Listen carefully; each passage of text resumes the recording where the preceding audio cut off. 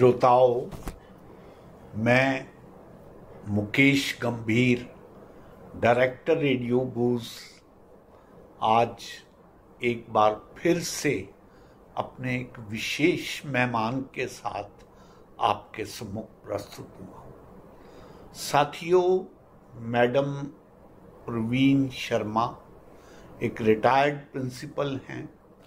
आपने MA English, MA Hindi और बहुत सी डिग्रीज भी ली हुई हैं। पिछले 15 दिन पहले जब आप हमारे स्टूडियो में आई और इनका पहला लेक्चर और इंट्रोडक्टरी बातचीत इनसे हुई तो मुझे लगा कि ऐसी गुणी व्यक्तित्व को हमें बार बार बुलाना चाहिए। और आप देखिए इनके बड़प्पन की बात कि आज सुबह ही इनको जब मैंने फ़ोन किया तो ये काफ़ी डिस्टेंस पे रहती हैं, लेकिन फिर भी हमारी एक आवाज़ पर आने को तैयार हो गई।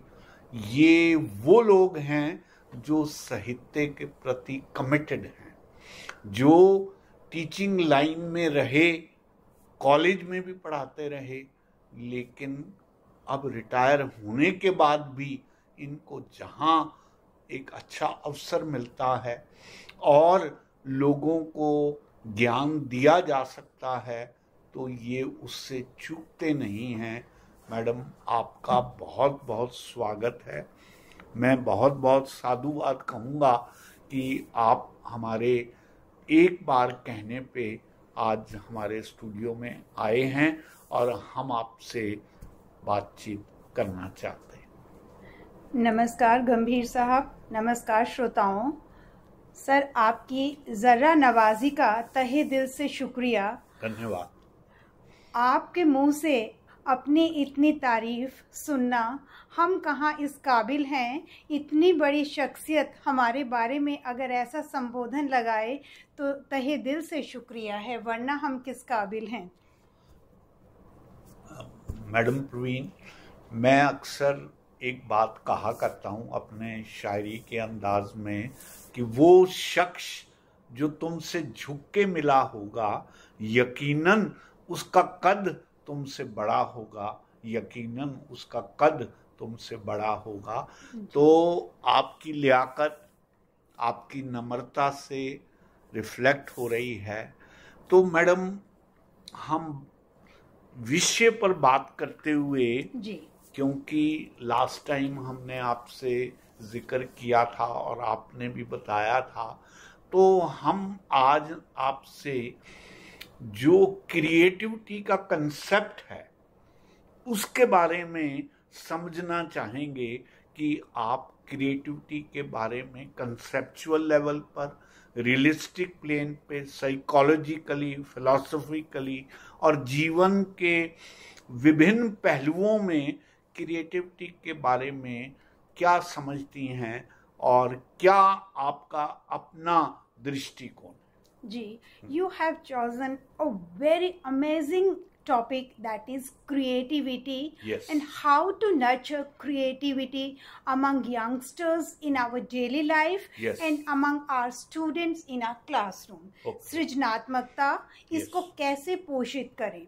Exactly. You know, creativity is such a wider topic that we can talk on creativity for hours, for days, for months. Yes. So we will try to be Sum brief up, in given time, because you know there is a proverb, who he cannot limit himself or herself knows nothing. Yes. It means one should know how to limit the Yeah. ideas, Yes. what we want to say.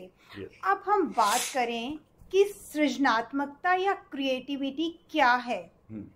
Sir, if I tell you, all the nations, developed as well as developing nations, and all the communities have realized that you cannot ignore the creativity of the youngsters. You can survive, nations can survive if we utilize its human resources in a well and dignified and decent manners. यानी जो देश है या community है या समाज है, वो उसकी जो तरक्की है, उसकी उन्नति है, वो निर्भर करती है कि इसकी क्रिएटिविटी, इसके यंगस्टर की जो सृजनात्मकता है, उसको सही से पोषित किया जाए। अब बात करें कि क्रिएटिविटी है क्या? It is the ability to see new relationship, to produce new relations, new process, new product.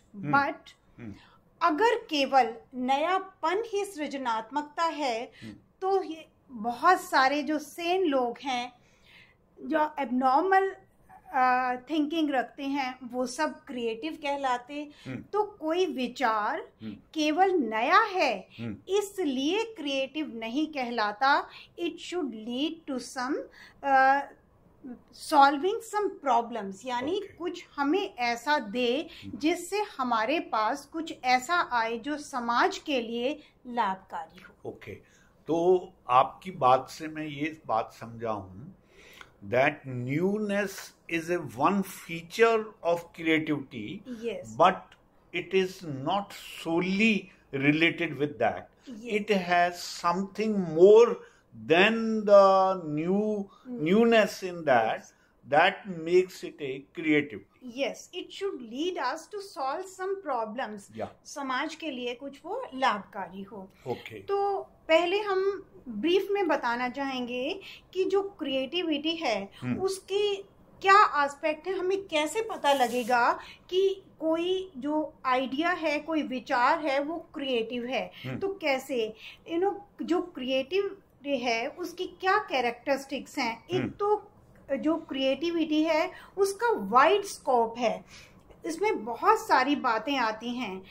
एक तो जो फ्लेक्सिबिलिटी, लचीलापन होना चाहिए। ऐसा कोई रिजिडिटी नहीं हो कि जो मैंने कह दिया वही विचार फाइनल है। अभी मैं बताऊंगी कि कैसे हम क्रिएटिविटी अपने बच्चों में पोषित कर सकते हैं, विद्यार्थियों में। And the idea should be original one, flexibility के साथ साथ ये नयापन लिए हुए हो। और बात करें डाइवर्जेंट थिंकिंग की, देखिए जो क्रिएटिविटी है, हम दो तरह से बात करते हैं। दो तरह की थिंकिंग होती है, एक होती है कन्वर्जेंट थिंकिंग और एक होती है डाइवर्जेंट थिंकिंग। जो कन्वर्जेंट थिंकिंग है, it leads to intelligence and the divergent thinking leads to creativity. अब जब बात आती है इंटेलिजेंस की, अक्सर ये पूछ लिया जाता है, एक सामान्य व्यक्ति के मस्तिष्क में ये बात होती है कि इंटेलिजेंस और क्रिएटिविटी का क्या संबंध है।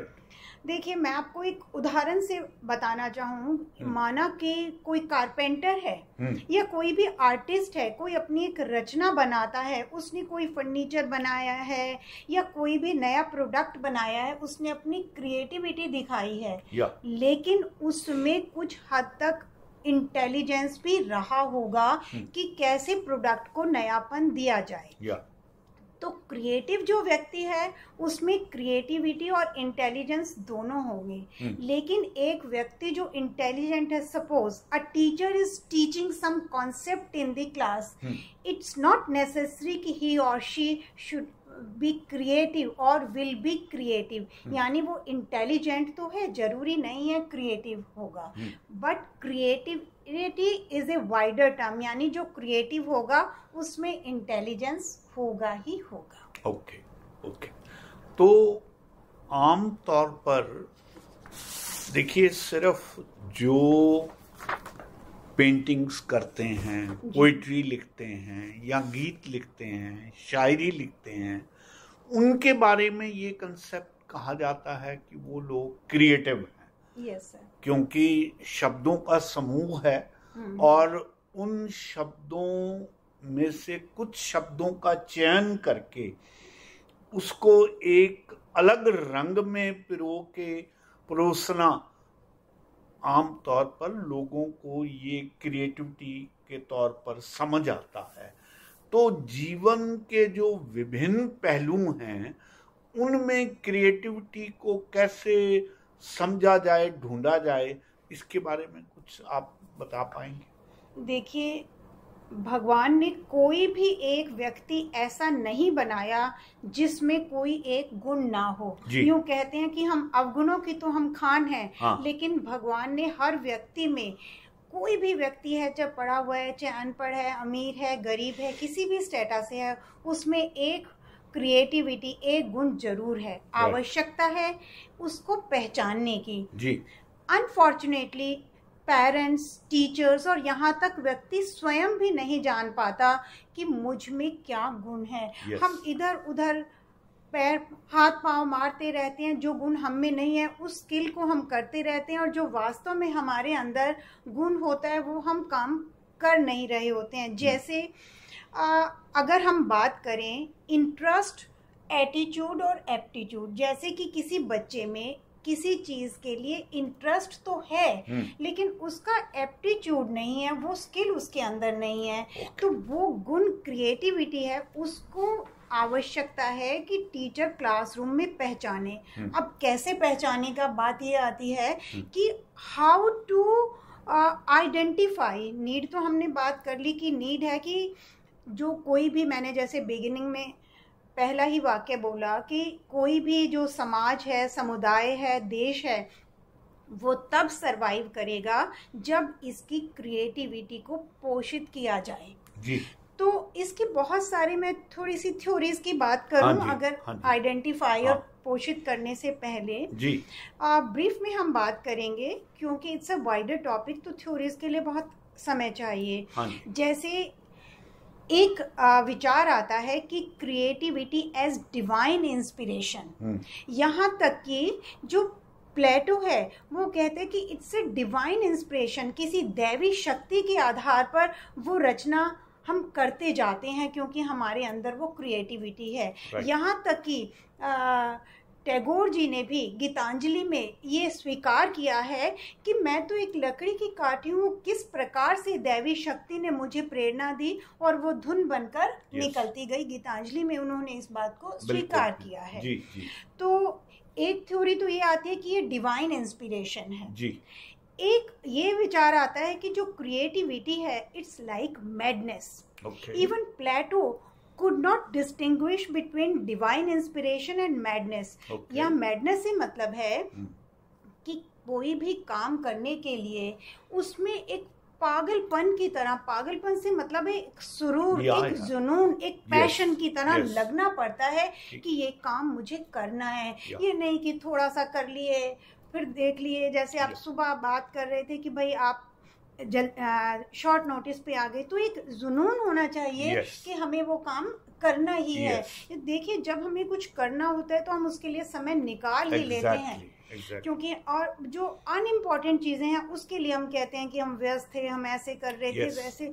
तो इवन प्लेटो ने ये बात स्वीकार की है कि जो क्रिएटिविटी है वो एक मैडनेस की तरह है। और एक ये भी बात आती है कि जो क्रिएटिविटी है इट इज एज एसोसिएशन, यानी कि हम बहुत सी चीज़ों से इसको हम एसोसिएट कर लेते हैं कि ऐसा होगा तो ऐसा होगा। तो क्रिएटिविटी की एक थ्योरी हमारे सामने, एक सिद्धांत हमारे सामने ये भी आता है कि क्रिएटिविटी एज एसोसिएशन। तो बहुत सारी बातें हैं जिनसे क्रिएटिविटी संबंधित है, इंटरेस्ट से है, इंटेलिजेंस से है। तो अभी हम बात करें कि इसको हम पोषित कैसे करें। इसकी कुछ डिफरेंट टेक्निक्स हैं। एक टेक्निक्स है जिसको हम कहते हैं ब्रेनस्टॉर्मिंग टेक्निक। ओके। वैसे तो इसके बहुत सारे टेस्ट भी हैं। मैं ब्रेनस्टॉर्मिंग पर आऊँ उससे पहले बताऊं कि बहुत सारे साइकोलॉजिस्ट हुए हैं, टॉरेंस हुए हैं, गिलफर्ड हुए हैं, बाकर मेहदी, जिनके स्टैंडर्डाइज टेस्ट हैं जिनसे हम क्रिएटिविटी को वो मतलब कि ऐसे एक्टिविटीज हैं उन टेस्ट में, उन बैटरी में, जो हम क्लासरूम में देते हैं और कुछ तो वर्बल हैं टेस्ट, कुछ नॉन वर्बल हैं, कुछ क्रियाएं जैसे ब्लॉक्स लगाने हैं वो लेवल वाइज हैं। yes. कुछ से क्वेश्चंस हैं क्रिएटिविटी के, जैसे एक बाकर मेहंदी के टेस्ट में जैसे जनरली क्वेश्चंस हैं कि उसमें एक उदाहरण मैं बताती हूँ। एक एक्टिविटी है बच्चों से ये पूछना कि अगर आपके स्कूल के पंख लग जाएं तो आप क्या करोगे, आप प्रिंसिपल बन जाओ तो क्या करोगे। तो जो जो माइंड में आता जाता है बच्चे उस चीज को प्रोजेक्ट करते हैं। ठीक है।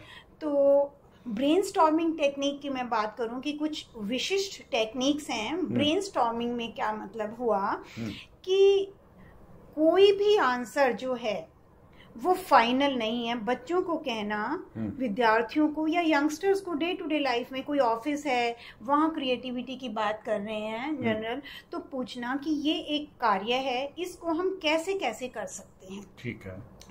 देखिए, क्रिएटिविटी की पहली शर्त है freedom. Right. Freedom is the first condition of creativity. But freedom उच्छृंखलता का रूप ना ले ले, इस बात को हमें ध्यान में रखना है। बिल्कुल ठीक है। ठीक है। हाँ। तो ब्रेनस्टॉर्मिंग में हमने फ्रीडम देनी है कि जो भी आपके माइंड में आता है आप बताइए, कोई भी आंसर गलत या सही नहीं है। ठीक है। तो आप उनको फ्रीली, ये ब्रेनस्टॉर्मिंग टेक्निक है, ये ऑसबोर्न ने दी थी कि आपके माइंड में बच्चों जो आता जाता है, या हम अपने एम्प्लॉयज की, आप जैसे यहाँ पे बात माना आपने अपने इस स्टूडियो में आपके इतने सारे एम्प्लॉयज हैं, आपने माना कोई फर्नीचर की सेटिंग या कोई प्रोग्राम है, वो भाई आप सबका एक आपने राय लेनी चाहिए जो आप हैं कि बताओ कैसे कैसे हो सकता है। किसी ने कहा ऐसे कर लो, तो आपने ये नहीं कहना कि ये गलत है, मीन्स कि ठीक है ऐसे भी हो सकता है, ऐसे भी हो सकता है, लेकिन हम इसको ऐसे करेंगे। तो इससे क्या होता है कि क्लासरूम में भी और यंगस्टर्स को भी अपनी बात कहने का एक अवसर मिलता है।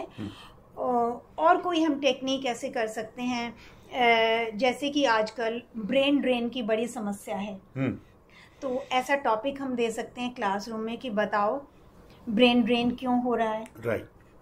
या डेमोक्रेसी पर कोई हमने उनसे सवाल जवाब कर लिया, तो बच्चे अपना व्यूज रखेंगे, उससे उनकी जो क्रिएटिविटी है वो बाहर आएगी। जी। आमतौर पर मैम ये देखा गया है कि जैसे by profession somebody is a doctor, yes sir, बीच में उसका मन होता है कि वो गिटार बजाए, और धीरे धीरे वो गिटार बजाने में इतना आनंद लेने लगता है कि उसका बहुत सा समय डॉक्टरी के साथ साथ गिटार बजाने में भी उसको मज़ा आने लगता है। तो क्या इसको हम क्रिएटिविटी की श्रेणी में गिनेंगे? यस सर, क्रिएटिविटी की श्रेणी में ही गिनेंगे। उसमें थोड़ा सा टाइम मैनेजमेंट की हम बात करेंगे कि हमें पहले ये ध्यान रखना होगा जिस प्रोफेशन के प्रति हमारी जो कमिटमेंट है उसको हमें पूरी करनी होगी। और उसके बाद हम पैशन के लिए, अपनी क्रिएटिविटी के लिए समय निकाल सकते हैं। लेकिन क्रिएटिविटी को पोषित ज़रूर करना चाहिए, क्योंकि जब तक हमारे पास क्रिएटिव व्यक्ति नहीं होंगे या गिफ्टेड व्यक्ति नहीं होंगे, तो हम जो बेस्ट, जो क्रीम जिसको कहते हैं ऑफ द सोसाइटी, वो कैसे सामने आएगी कि कोई क्रिकेट में the best of the personality won't come out. Yes sir. तो जैसे क्या है, जो क्रिएटिव व्यक्ति होते हैं they can take the decision, उनमें डिसीजन पावर ज्यादा होती है, जो आम बच्चे होते हैं उनमें नहीं होती। और सम टाइम जो ये क्रिएटिव बच्चे होते हैं ये टीचर के लिए एक चैलेंज बन जाते हैं, क्योंकि वो इतने क्यूरियस होते हैं, they ask more than required questions, तो they become a challenge. But teacher को उनकी क्वेश्चनिंग एनकरेज करनी है, डिस्करेज नहीं करनी है, तभी उनका जो माइंड है वो और भी शार्प होगा। तो इन ऐसे जो बच्चे हैं हम कैसे आइडेंटिफाई करेंगे? उनमें रिस्क लेने की भी पावर होती है। किसी चीज़ को नएपन से तभी वो कर पाएंगे जब वो नया एक रिस्क ले सकेंगे, चैलेंज ले सकेंगे कि हम इस कार्य को नए तरीके से कर सकते हैं। And they can take the decision. ऐसा नहीं है कि दूसरे व्यक्ति से पूछेंगे। तो हमें ऐसे बच्चों की, ऐसे यंगस्टर्स की आवश्यकता है जो रिस्क भी ले सकें, जो डिसीजन भी लें, and they must have sensitivity to the problems. यानी किसी भी कोई समस्या है समाज की, तो कुछ बच्चे तो कहेंगे दे शडर देयर शोल्डर्स कि it's not my responsibility, no. But जो क्रिएटिव बच्चे होंगे वो उस कोई भी समाज की या समुदाय की समस्या है उसके प्रति उनकी सेंसिटिविटी होती है। वो सोचते हैं कि ऐसी समस्या समाज में, क्लास में, स्कूल में, घर में क्यों उत्पन्न हुई और मैं इसको सॉल्व करने के लिए क्या कर सकता हूँ। मैं आपकी इन बातों से इंस्पायर होके अपना एक अशार पढ़ता हूँ। देखिए, मेरे जहन में जो क्रिएटिविटी है उसकी मैंने जो परिभाषा करी है वो क्या इसमें फिट होती है कि मेरी शायरी मुझको सुकून देती है। मेरी शायरी मुझको सुकून देती है और रग रग में मेरे नया खून देती है। दुनिया तलाशती है दौलत में, मुझको अल्फाज में ये जनून देती है। मुझको अल्फाज में ये जनून देती है। यस सर, क्या तो विद माई हम्बलनेस मैं ये जानना चाहता हूँ कि क्या इसी को क्रिएटिविटी कहते हैं? जी, ये बात आपने बहुत सही पूछी है, जी। क्योंकि हम पोषित करने पर तो आ गए, बीच में हमारी ये बात रह गई कि ये क्रिएटिविटी का प्रोसेस चलता कैसे है। जो हम पोषित करने पर आ गए थे। हाँ। इसकी 4 स्टेजेस होती हैं सर। ओके। पहली होती है प्रिपरेशन, तैयारी। यानी कि जो क्रिएटिविटी की स्टेज है, तैयारी चलती रहती है। तो this stage of preparation can be of a minute, for hours, for days, or for months, or for years. तो प्रिपरेशन के बाद एक स्टेज आती है इंक्यूबेशन की, जिसमें क्या है कि व्यक्ति जो है समस्या का समाधान सोचता रहता है। इट टेक्स टाइम, लेकिन उसको समस्या का समाधान नहीं मिलता, not able to solve the problems. तो क्या होता है, आउटवर्डली वो सोचता है छोड़ो इस समस्या को, मैं दूसरे काम में लग जाता हूँ। लेकिन वो आउटवर्डली तो छोड़ देता है, अंदर जो दिमाग है उसमें ये चलता रहता है कि वो समस्या का हल क्यों नहीं मिला। तो वो 3rd स्टेज इंक्यूबेशन होती है, जहां उसको सडनली समाधान मिलता है। जैसे आर्किमिडीज को अपनी समस्या का समाधान, he got solution of his problem in bath. तो इसी तरीके से बहुत सारे महान व्यक्ति हुए हैं जिनको अपनी समस्या का जो समाधान है जब सडनली मिला, तो आर्किमिडीज ने क्या कहा, यूरेका, आई हैव फाउंड। तो आप इस बात से अवेयर हैं, श्रोता भी, बहुत सारे श्रोता भी अवेयर होंगे। तो ये जो स्टेज है ये क्या है, इल्यूमिनेशन है। यानी पहली जो 2nd स्टेज थी इंक्यूबेशन, आउटवर्डली तो व्यक्ति ने छोड़ दिया कि अब ये हल नहीं निकल रहा तो क्या करें, दूसरे सवाल में लग जाते हैं लेकिन जो क्रिएटिव व्यक्ति होता है उसके मस्तिष्क में, वो सबकॉन्शियस माइंड में वो चलती रहती है। तो इंक्यूबेशन, फिर इल्यूमिनेशन, और चौथी बात आती है वेरिफिकेशन। कि हमने कोई हल तो दे दिया, लेकिन वो हमें कसौटी पर भी परखना है कि ये जो समस्या का समाधान है, वेदर इट इज वेरीफाइड और नॉट, इसका हल भी कुछ जो है दूसरों के लिए बेनिफिशियल है या नहीं। तो जो आपने प्रश्न पूछा वो बहुत ही सटीक पूछा कि ये प्रोसेस कैसे चलता है। तो क्योंकि यहाँ मैं इस प्रोसेस के साथ ही बताना चाहूंगी, जो क्रिएटिविटी है ये प्रोसेस भी है और ये प्रोडक्ट भी है। यानी ये क्रिया भी है और हमारे पास ये कोई उत्पादन भी है। ठीक है। तो मैम, आपने बहुत अच्छे से थ्योरी को प्रैक्टिस के साथ जोड़ के ये समझाने का प्रयास किया।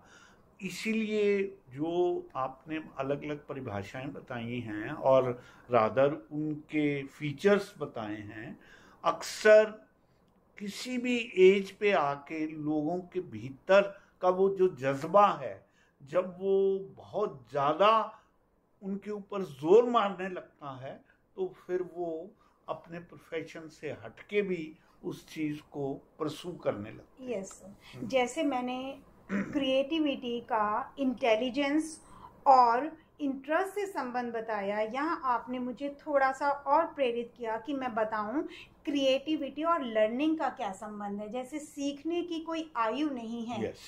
मृत्यु दर पर तक व्यक्ति सीखता रहता है और इसी का नाम जीवन है। जहां हम स्टॉप कर देते हैं कि अब मैं क्या करूंगा, तो वहीं पर हमारी जो लाइफ है वो स्टैग्नेंट हो जाती है। तो क्रिएटिविटी और लर्निंग आपस में संबंधित हैं। कैसे कि जैसे जैसे हम आगे बढ़ते जाते हैं तो हमें पता लगता है कि अभी तो हम और भी अज्ञानी हैं। सीखने का अथाह सागर है, लर्निंग का अथाह सागर है। जैसे जैसे हम जाते हैं, पढ़ते हैं, हमें और पता लगता है अभी तो हमने कुछ भी नहीं पढ़ा, हमें तो अभी बहुत कुछ जानना है। तो इस तरह क्रिएटिविटी और लर्निंग भी आपस में संबंधित है। सोक्रेटिस कहा करते थे कि जब मैं नहीं जानता था तो जानता था, जब मैं नहीं जानता था तो जानता था कि मैं बहुत जानता हूँ, और जब मैं जानने लगा तो जाना कि अभी तो कुछ भी नहीं जानता। तो ये प्रोसेस लाइफ में बना रहता है। तभी आदमी ज्ञान को ले सकता है और आगे बढ़ सकता है। और यही महानता की पहचान है। आप देखिए, जो ग्रेट पर्सन्स होंगे वो कहेंगे नहीं मुझे तो कुछ भी नहीं आता। और जैसे जिसने वो है कहते वो हिंदी में अधजल गगरी छलकत जाए, तो उसको लगता है कि वो अभिमान में रहता है। और वहीं पर हमारी सीखने की जो वो है प्रोसेस वो बंद हो जाता है। सारे दरवाजे बंद हो जाते हैं सीखने के लिए।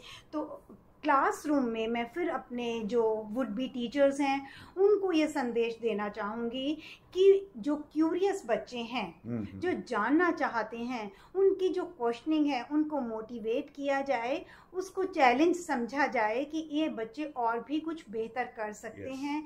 उनको फ्रीडम दी जाए, क्योंकि मैंने बताया freedom is the first condition of creativity. अगर आपने डरा धमका के बैठा दिया बच्चों को, चाहे अपने ऑफिस में एम्प्लॉयज़ को या हम क्लासरूम की बात करें, कि वो नया आइडिया ही नहीं देंगे, नया सोचेंगे ही नहीं, तो कोई नया संगीत, नई रचना, नया विचार, नया उत्पादन कैसे आएगा। लेकिन इस बात को फिर मैं दोहराऊंगी कि कोई चीज़, कोई विचार केवल नया है इसलिए नयापन ही क्रिएटिव नहीं है।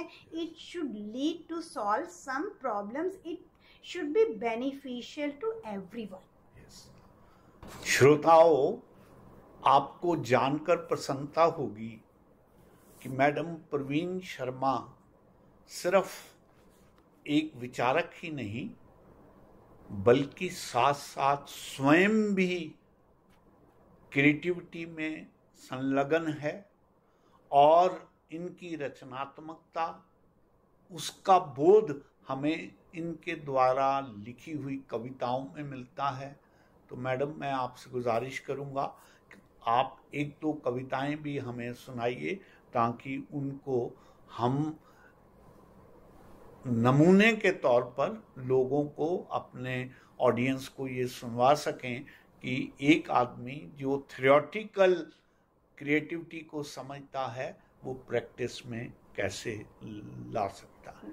जी धन्यवाद गंभीर साहब, आप तो स्वयं इतने मल्टीफेसेड पर्सनैलिटी हैं। मुझे लगता है आपके सानिध्य में कोई भी आ बैठे तो कुछ ना कुछ जरूर सीख कर जाएगा। बस आप लोगों के संदिग्धता में ही सब कुछ मैं भी सीख रहा हूँ साथ साथ। जी हाँ। नमस्कार श्रोताओं, एक शेर है पहले जी, उसूल पे। जी, बहुत उसूल बदलने पड़े जिंदगी को वक्त के साथ ढालने की खातिर। क्या बात है। बहुत उसूल बदलने पड़े जिंदगी को वक्त के साथ ढालने की खातिर, फिर भी कभी ना कह पाए ऐ जिंदगी तेरे फैसले हमें मंजूर नहीं। क्या बात है, बहुत सुंदर। इसी से प्रेरित होकर मैंने एक क्षणिका लिखी है जिसका शीर्षक है उसूल। जब उसूलों से गिर गए तुम सच्चाई क्या समझते। जब उसूलों से गिर गए तुम सच्चाई क्या समझते। नफरतों के काबिल थे तुम प्यार क्या समझते? क्या बात। नफरतों के काबिल थे, तुम प्यार क्या समझते? बेवफाई था तुम्हारा चलन, बेवफाई था तुम्हारा चलन, तुम वफा क्या समझते? बहुत अच्छा। अपनापन नहीं था तुम में, अपनापन नहीं था तुम में, तुम मेरा मन क्या समझते? बहुत अच्छा। आखिरी है, धुआं नहीं आग थी, धुआं नहीं आग थी, तुम सच क्या समझते? धन्यवाद। बहुत अच्छा। एक और शैनिका है। इसमें जो कटाक्ष आपने करे हैं और मैं ये समझता हूँ कि बहुत गहराई है इनमें, और भाषा तो आपने मृदुल चुनी है, लेकिन उसमें जो छुपा हुआ कटाक्ष है वो काफी गहरा। एक जब हम पीछे मिले थे, हमने बात की थी वात्स्यायन अजय जी से, मैं प्रभावित हूँ। हाँ जी। तो एक कविता जो है उनकी कविताओं से प्रेरित होकर मैंने लिखी है जी, इरशाद। जिसका शीर्षक है कैसी हवा चली। जाने कैसी हवा चली, जाने कैसी हवा चली, वह रे मनुज भूले तुम वादा निभाना, सीखे गिरगिट सा रंग बदलना। क्या बात। भूले तुम वादा निभाना, सीखे गिरगिट सा रंग बदलना। भूले तुम प्रेम करना, सीखे तुम सांप सा डंक मारना। क्या बात। भूले तुम प्रेम करना, सीखे तुम सांप सा डंक मारना। आता नहीं तुम्हें वफा करना, सीखे सियार सा धोखा देना। कहाँ छोड़ाए सभ्य चलन, कैसे सीखा शेर सा दहाड़ना। मांगे कोई मदद तो मुकरना, मगर मच्छ से आंसू बहाना। मांगे कोई मदद तो मुकरना, मगर मच्छ से आंसू बहाना। नहीं निभाते दोस्ती का चलन, और बन जाते हो थाली का बैंगन। क्या बात। नहीं निभाते दोस्ती का चलन, और बन जाते हो थाली का बैंगन। नहीं आता तुम्हें, नहीं आता तुम्हें किसी के लिए जान देना, कैसे सीखे हो आंखें फेर लेना। क्यों कर करोगे किसी का भला, क्यों कर करोगे किसी का भला, जो सोचते हो अपना उल्लू सीधा करना। क्यों कर करोगे किसी का भला, जो सोचते हो अपना उल्लू सीधा करना। दूर हो गए ईमानदारी के सबक से, खासियत हो गई, खासियत हो गई आंखों में धूल झोंकना। जहरीली हवा में सीख लिया, जहरीली हवा में सीख लिया, कैसे काटे मददगार की जड़ें, कैसे काटे मददगार की जड़ें।